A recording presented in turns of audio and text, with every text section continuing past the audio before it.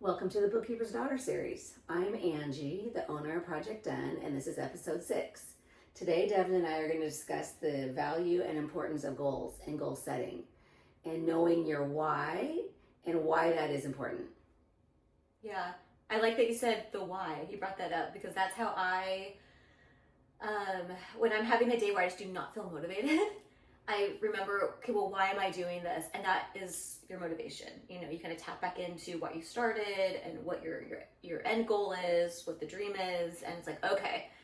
So I love that you said the why, because I think that's a perfect reminder.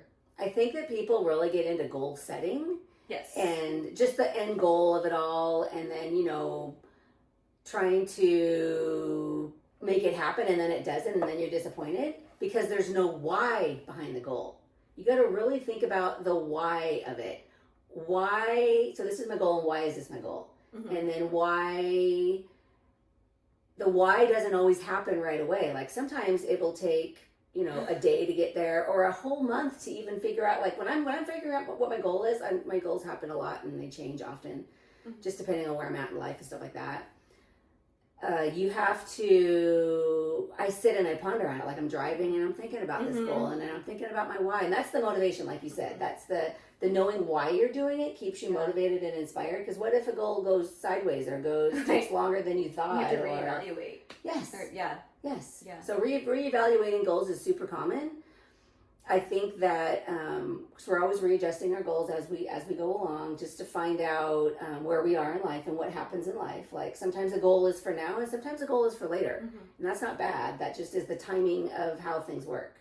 And I think, when you said some people don't know their why, maybe they have a quick why. It's like, oh, well, this sounds like such a fun balance of life if I had this job or did this within my career or something, I would say, just as an example. But then I think sometimes it needs to be deeper.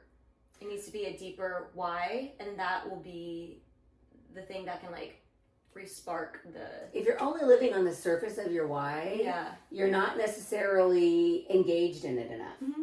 Because we can all talk surfacey stuff, and that's just for now and for today, and it sounds cute and inspiring and that kind of thing. But the really digging into to the why really helps you to stay the course for as long as it takes. I agree. Even if you have to readjust that goal, it's the same goal later, it just is readjusted and kind of, because what if life changes? Because that happens too, right? Like we're going through our day, we're doing our thing, and then something happens, a job, a move, new babies, whatever. Yeah, that's been my biggest thing is my career before was always my baby, right? I felt like born with a work ethic. Entrepreneur. Both of my parents were entrepreneurs. A lot of my family was entrepreneurs, so that's what I just knew. So I fit kind of right into that, and that was always my baby, my job, always. Yep. And so then when I became a mother, I was like, it's a balancing act, right? And so, but then I'm like, the most important thing in my life are my babies. Right. And so, especially these are the crucial years too. And so I'm just like, you don't get them back. They're here and they're gone quick. So I think that was my biggest thing. It was like, I went from why am I doing this for my career? And I still have that, but I definitely have taken a lot of steps, I won't say steps back, but that's not at the forefront right now. My kids are. So now I have this bigger why, why I'm doing what I do. Yes, it changes. If I ever have a day where I'm like, oh my gosh, I really miss teaching, a ton, or working more full time. I'm like, you always get a glimpse no matter where you are. Grass is always greener, right? You always get a glimpse of your past and with the future and all this stuff. So if I get a glimpse of the past, I'm like, you know what? I would never change where I am in the world.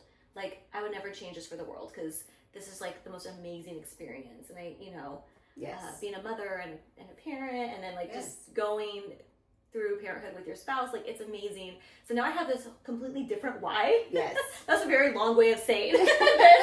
But and I hope I said that correctly, because I feel like I might look back on this and be oh my gosh.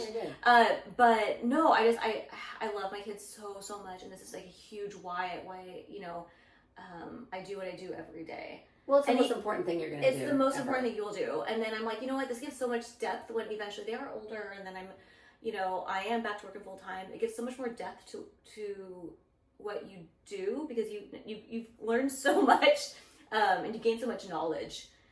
through parenthood. So some people may feel derailed when something big like that happens to them, and then they're like, okay, goals out the window, I'm all done now. Yeah.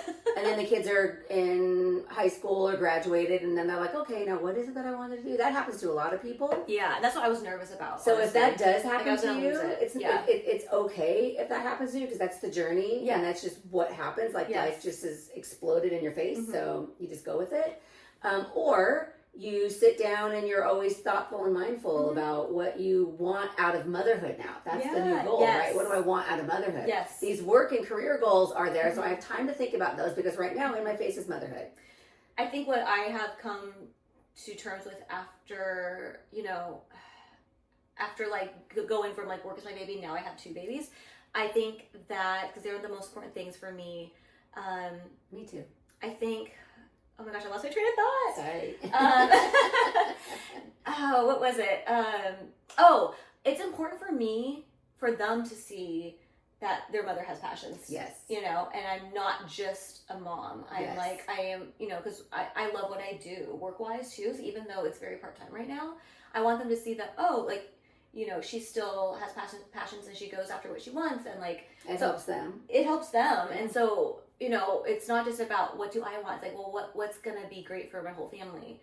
But it is what you want to. It's what I want to, 100%. It's what I want to, but I do want them to see that, I think, again, I was, when I was afraid, I was, I keep hearing these stories about how people lose themselves in motherhood, and, like you said, you forget about your dreams, and that's totally fine. I did that, so. But I think I'm so aware of that I'm just kind of I have been trying to set myself up to, have a little bit of that still in my life, so that, when they are older, I can go full blown back into that. But at this point, I'm savoring these years.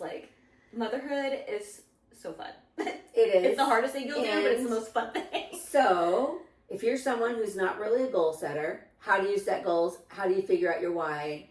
Yeah. We talked a tiny bit about it. Maybe it is to write about it, journal about it, meditate on it, drive, take hikes, whatever it is to get outside your head.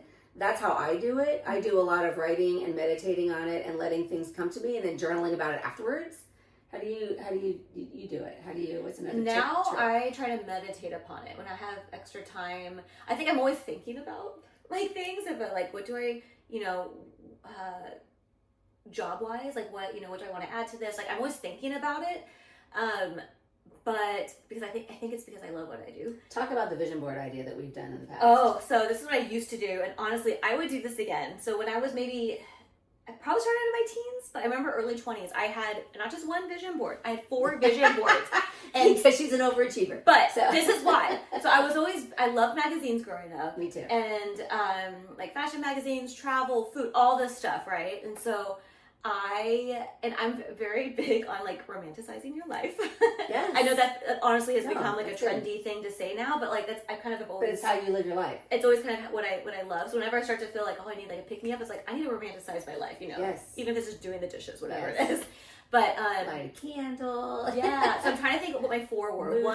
One vision board was for career. One was personal life, your day-to-day life. Fashion, my wardrobe. What was the other one? Was it a travel? I think it was travel. It had to have been travel. Career, travel, fashion, and your day-to-day stuff. Maybe just what your life will look like. Yeah, there's flowers every day. I have flowers in my house, or I surround myself with certain things. Even quotes. Always big on quotes. I from magazines and everything I had Still done that. Big on quotes. But the way my bedroom is set up, I had my bed and then I had this big wall and nothing was on it. That's what I did. I put my 4 vision boards on there so that I saw it every morning and I saw it every night before I went to bed. And some days, it's just there, right? But some days you maybe you're on the go, you don't see it. But there's a lot of times if I'm just laying there and I'm just looking and it's it just re-inspired me every single time I looked at it. So when I teach meditation in my classes, I sometimes will teach a meditation where it's imagine yourself in your favorite place. Yeah. Or sometimes I'll help direct, maybe it's a meadow, maybe it's a beach. Close your eyes, look at your vision board. Oh, look, there it is right there. But I do that too. I I have a certain place, and it actually came from a clipping. It was a picture in a magazine. And but I used to have that on my vision board, and now it's in my mind. I meditated on it so many times that that's my happy place, and it's this place of peace. So that's my meditation, like peaceful spot. Love that. But when I have like some quiet time to myself, I get into this like daydream mode, and maybe I started to journal more. I have to like write down my ideas now because motherhood is so fast paced. Yes. You'll forget sometimes. So I like started writing down like when I have some quiet time and can like daydream, and like I have like very open mind, like what do I want to add? Like what do you know, want to get re-inspired? I start to write this stuff down now. Yeah. So it's kind of turned in from like vision boards to journaling. But honestly, if I had the space and time to do another vision board, I love that stuff. I love it. So Pinterest is kind of like one too, but to actually physically see it. Yes. The journal is different because it's page by page. Yeah. My very first vision board was one poster board. That's it. That's what I know people who do one side and then the other side. That happens. And then it moved into you had 4, and then I had the whole closet wall. One whole blank wall in the closet was the vision board. You did? I did. Yeah. So then I've had, and it's just everything that inspires me, and no rhyme or reason to it. Just a quote, a goal, you know, lifestyle choices, stuff like that. Places that are beautiful, all the things. So the whole closet wall was that, and now, you know, I try to Pinterest board. I don't see it enough, so that doesn't work for me. So now I do what you do. I visualize them, but be careful what you put on a vision board. Be careful what you set as your intention and your goal. Be careful what you want because you're wishing for it. You're manifesting it every day because you're thinking about it. You're journaling about it. It's happening. So be really clear on what it is you want. That's what I felt like a vision board did, and meditating and journaling does. It helps you get really clear. But not like be careful, like be fearful. Just be like, just be like, what's the word? Like, focused. Very clear and focused on what it is you want. Because you're going to get that. So if you were kind of on the fence about, that's why I say be really clear about your why. Because if you're on the fence about it, and then so you're going to get a version of that, but you're not really going to see it. You're going to think that I didn't even get it. That's not what I was asking for, but it is because you weren't clear. Yeah. So writing out your why, figuring out exactly what it is, thinking about it, focusing on it, spending as much time as it takes. Maybe it takes like I said, an hour or a whole month to get to the real, or longer. It can be a whole season. Yeah, sometimes. You don't know. Yeah, but just get really focused and clear on it, because then you can set your your steps. Like, this is my intention. Here's what I want to do. Break it down into baby steps. Yeah. And my goal is to have this at this time. How do I get there? Yes. Yeah. And then break it down into the months and the weeks and the days, and then what's your daily task to get to this goal. If it's a goal worth having, then, and you have a strong intention, it's not going to feel like you just added one more thing to your to-do list. Right. It's going to feel like, okay, this is my inspiration for the day. Yeah. There's this quote I came across forever ago, and I don't remember the exact quote, but it was something about like you want to have a life that you're excited to wake up to every day. Yeah.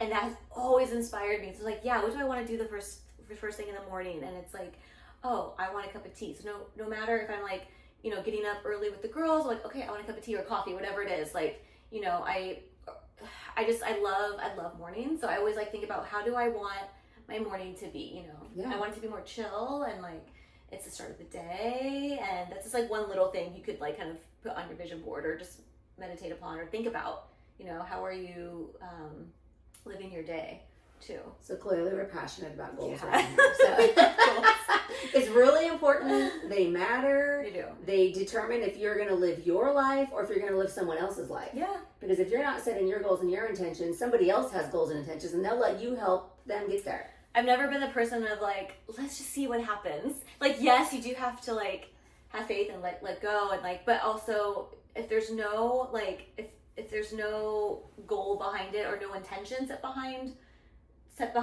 you know, behind it, then it's like, how's that gonna you know, it's ever true. manifest? Like, it's true.